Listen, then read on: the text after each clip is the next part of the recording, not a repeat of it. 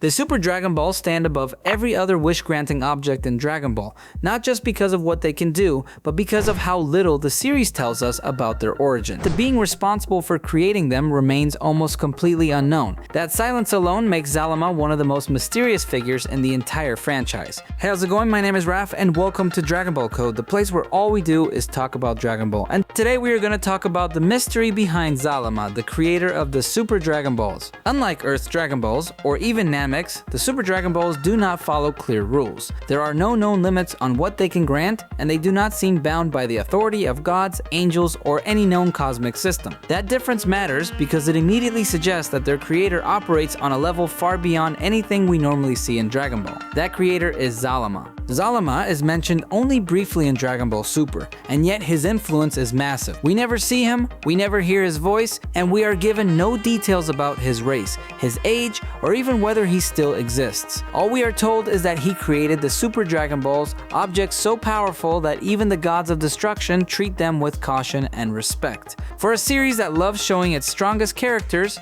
that absence feels very deliberate.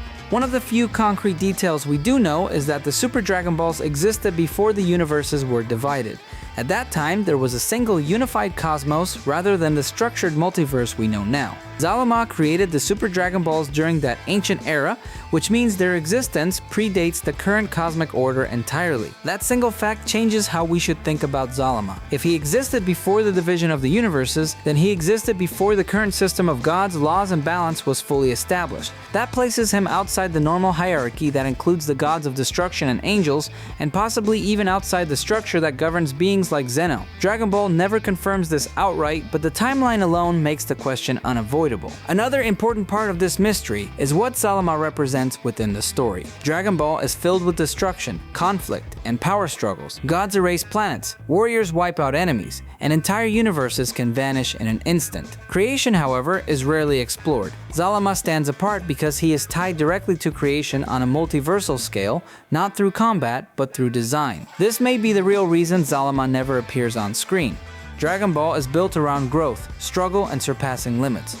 A true creator does not train, does not struggle, and does not lose. Showing Zalama might actually make the universe feel smaller instead of larger.